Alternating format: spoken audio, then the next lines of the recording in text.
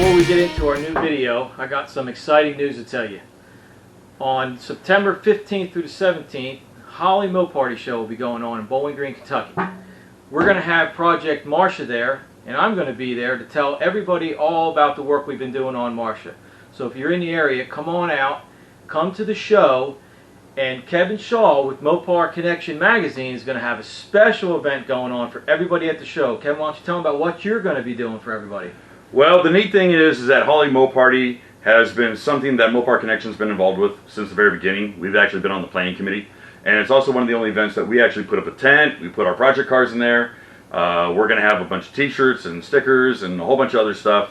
But in addition to doing a walk around with Dave on Project Marsha that we'll be doing Saturday morning, we're also going to be hosting a very unique scavenger hunt. It's something fun for the whole family. We're going to have a whole big list of things that they can find at the show. Fun stuff like find a triple deuce six-pack setup and take a picture of it, and find a picture of a purple Roadrunner horn, and all the kind of little fun things that the family can run around at the event. They don't have to leave the venue to take pictures of.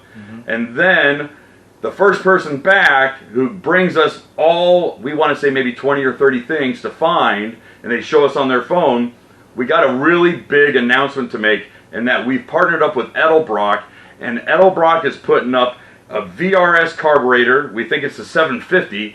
They're also putting up a fuel rail for that carburetor and one of their 85th anniversary tin signs to hang in the garage. I think it adds up to about $1,200 worth of stuff. Wow. So that's a huge prize that's kind of unmatched by any other prize that they're giving out.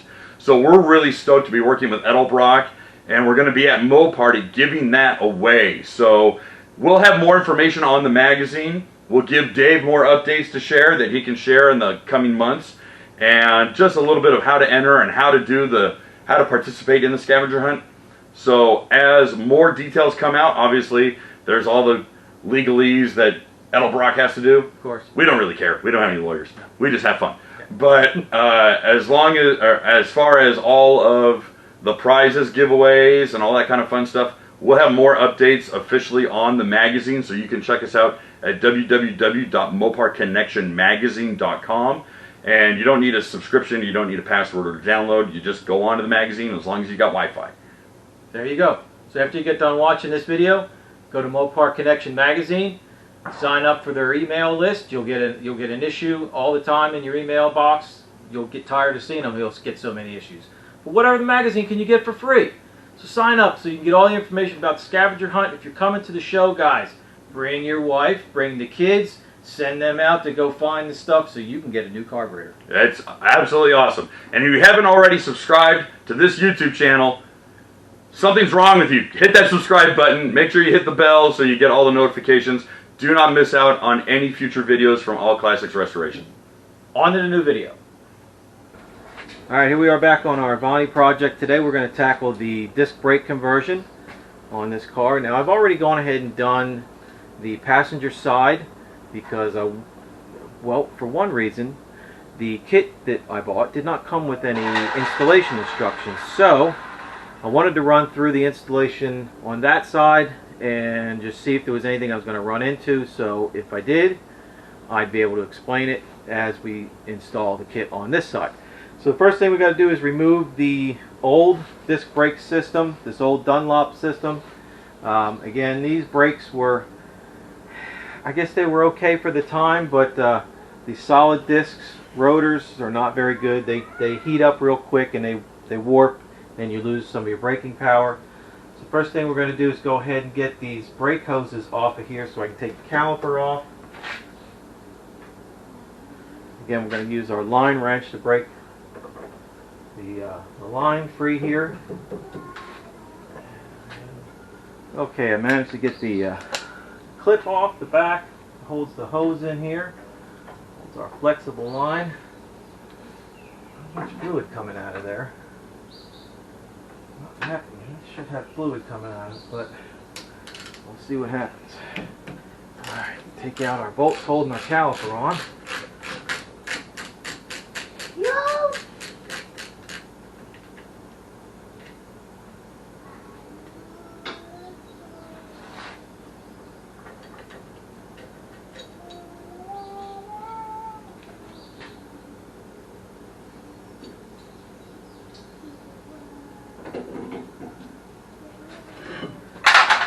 Caliper out now.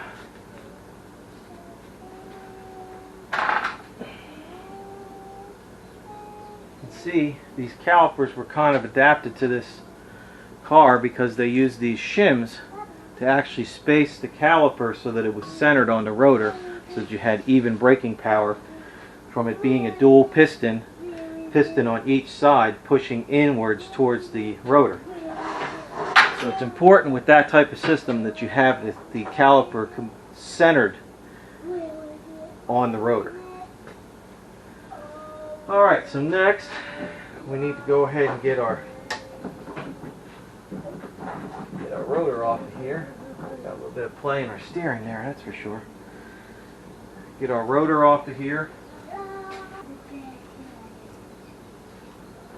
Alright, so with this kit, we end up reusing our spindle nut and the washer. When are we going to go and buy a car? That's a minute. That's a minute. Yep, in a minute, buddy. In a minute to buy a car. Yep, we're working. We're recording video right now. We're going to say hi to everybody. I can pick that up for you. Alright, thank you. What a...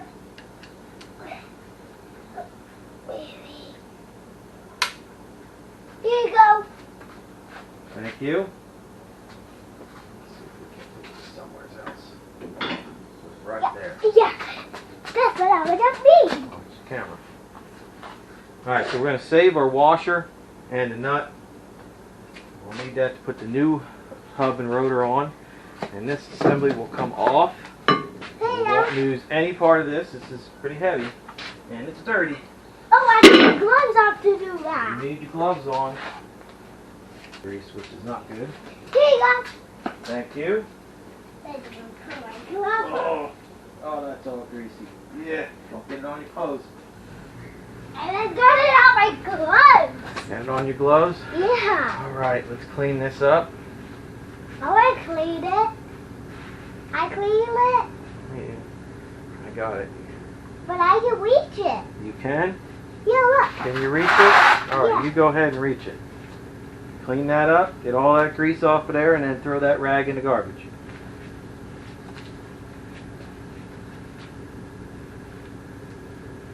There you go. There you Good go. job. I got it. Oh. Got it. Oh, got it in the garbage. Alright. Alright, so the next step is to get this dust cover out of the way. We're just going to use Here you go. Alright, you hang on to that for me. Okay. I'll use my impact and take these bolts out of here.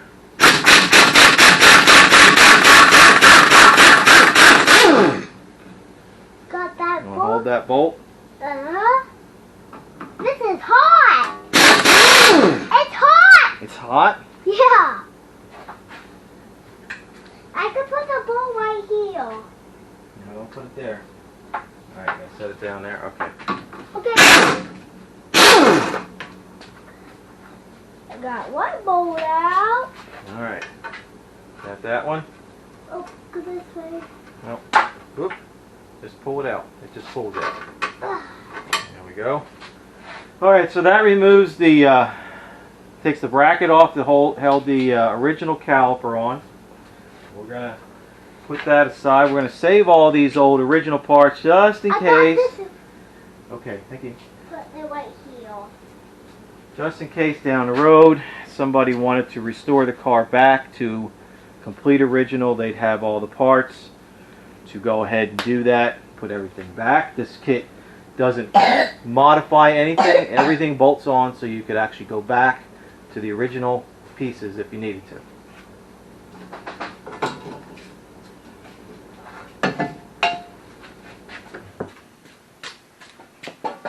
Got it. Got it.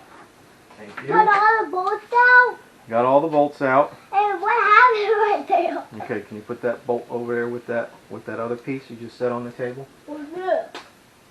Yeah, I can. I got to it on top. Okay, so now we have our bare spindle that's ready for the pieces that will adapt the Mustang II type combination GM conversion kit, and It's like so westy. that's very greasy and dirty. So I'm going to go ahead and get the parts and show you how they go on. Okay, the first thing we need to do is install this collar. Now this collar goes on the spindle, and what it does is it takes up the difference in diameter of between the original seal for the hub and the one that goes on the new hubs and rotors that are going on. And it just is a press fit over this original part of the spindle. Hey, I got one too! You do? Okay, so we're going to take a brass drift and just knock this around.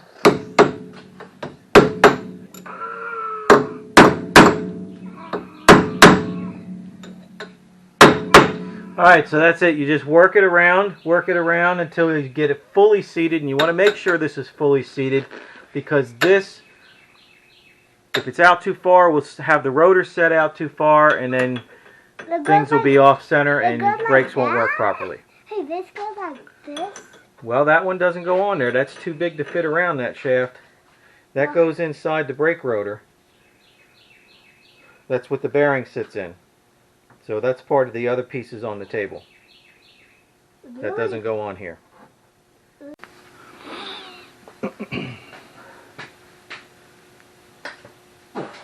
Okay, next step is to install this bracket that's going to hold the caliper on.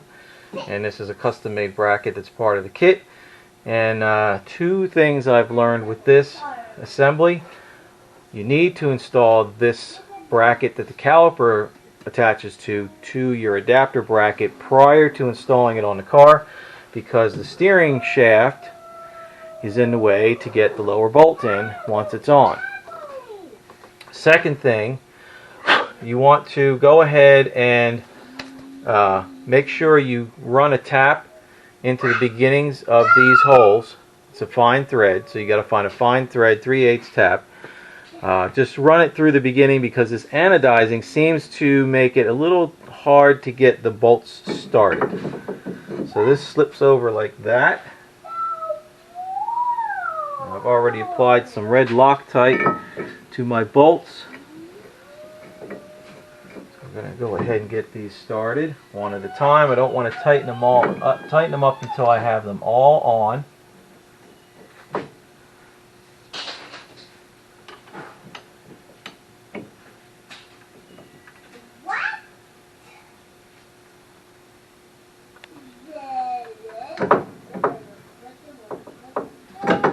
This is a very tight fit, because you don't want a lot of movement or any sort of movement with this bracket. You want it to be right where it's got to be at, so they make it pretty tight tolerance. So get these few threads started here, and then we'll zing them on with the impact.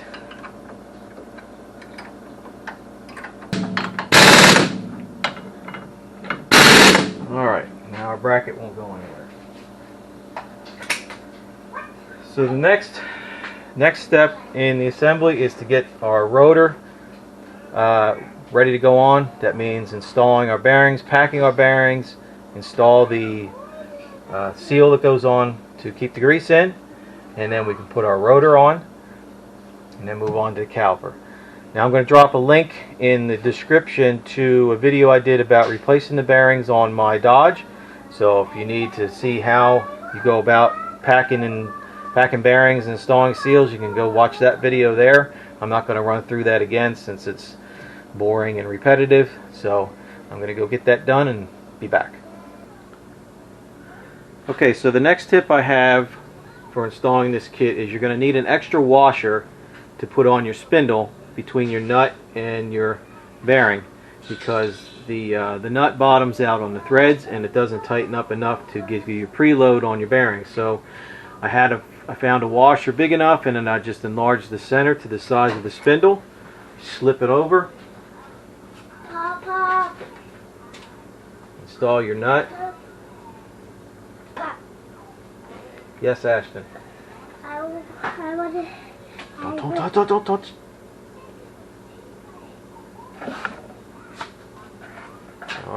Can't touch the camera. Knock the camera over, nobody's going to be able to see what we're doing.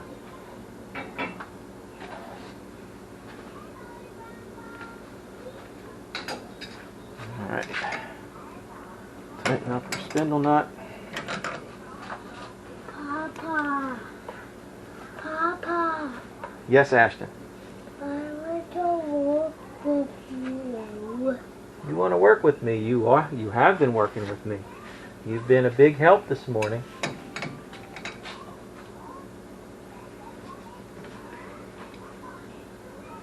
I can do that. Alright. See? Alright, good job. You spun it for me? Huh? You spun it for me. Got the bearings preset. Put our cotter pin in. Watch your fingers. Okay. Pull this up like that.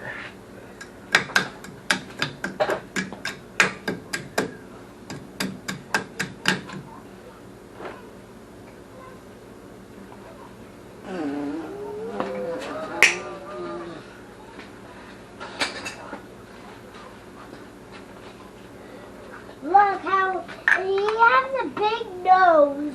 Yeah. He's like a witch's nose.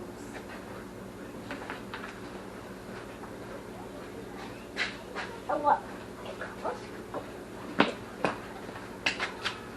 Alright, so I want to try and keep this cap nice. So, again, I'll take my brass strip and just go around the edge of the cap. Once you get it started, just walk it around.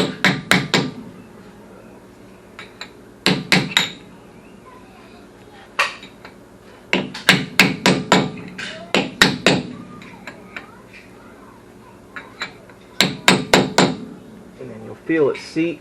And then it's in there as far as it'll go. Okay, so that leaves that done. Next step is to get the caliper set up on here.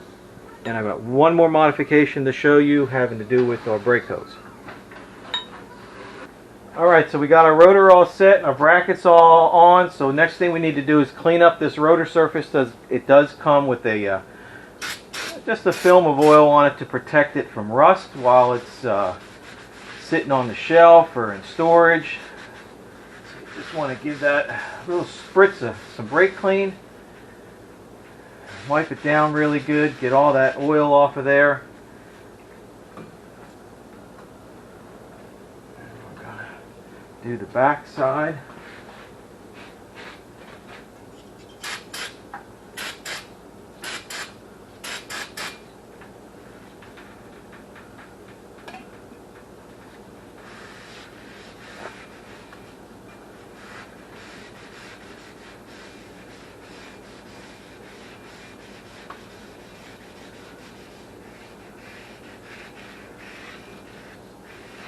Alright, last thing you want to do is have oil or grease on your rotor surface to contaminate your new brake pads.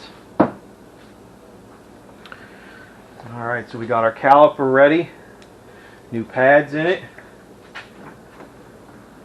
And it just slides on like so.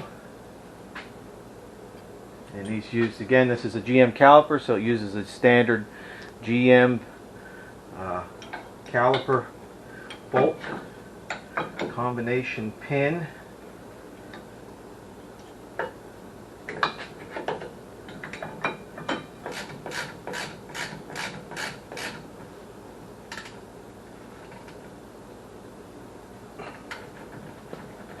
Alright, so that's the caliper installed. Got right amount of drag. Now next thing we need to do is change out our flexible hose, and this is where the other modification that needs to be done comes into play, and I'll show you that as soon as I get this hose off.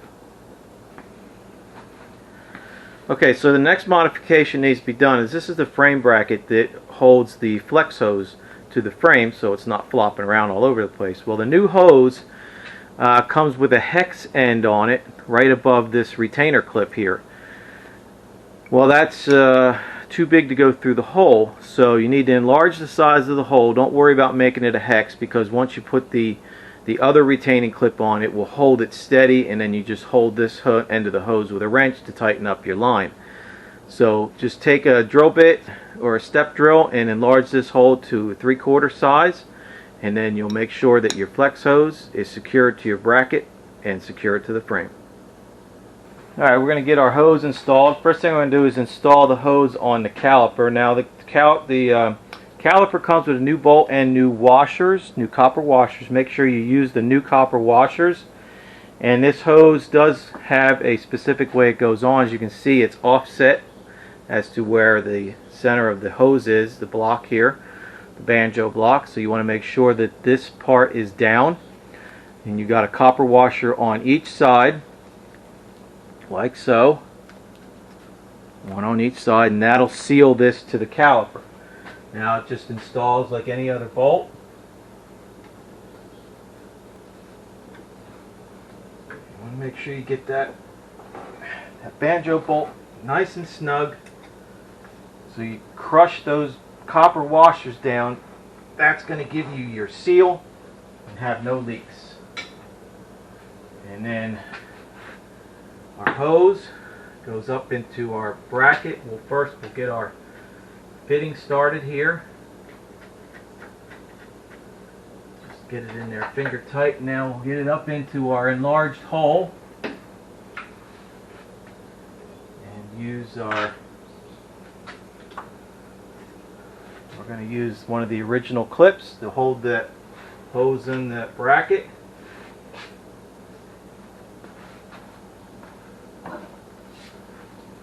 Slides in there, and just give her a few whacks and set it.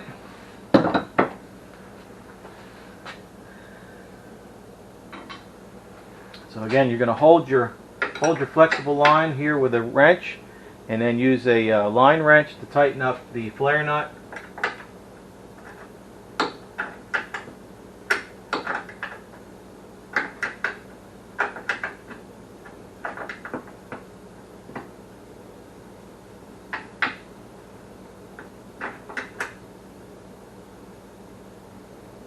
Go. Get your flare set in your new hose, and that's it. So the last thing we need to do is just bleed the brakes like any other brake installation, bleeding the brakes out. We've already done the back, so we shouldn't need to redo the rears. We need to check and make sure our reservoir is full, and then we'll go ahead and bleed the fronts, and that'll leave this brake installation done. So if you've got an older Avanti, an original Avanti, and you want to upgrade the brake system, this brake system is really nice. Again, it comes with everything you need other than that washer I needed for the spindle to tighten up that bearing, and a couple other little modifications that I showed you that needed to be taken care of to install this kit. But a really nice brake system. It's called a Turner disc brake conversion kit. And I purchased this through Avanti Motor Parts up in Morrisville, Pennsylvania, my hometown actually. And they're really great people to deal with. So I will put a link to their website in the description below. And this way you can go there and look for any Avanti parts you might be looking for. And if you need to, again, I will put another link also in there on the wheel bearing packing procedure that I did on my Dodge. This way you don't have to, I didn't have to go through that in this video. But anyhow, thanks again for following along. I hope this was informative. And again, if you got an Avanti, this is a worthwhile investment. The kit's not that expensive, and it really does upgrade the brakes to a lot better braking system. And I think you'd be very pleased with it. So keep following along. We've got a little bit more to do on this car, and I'll see you again soon.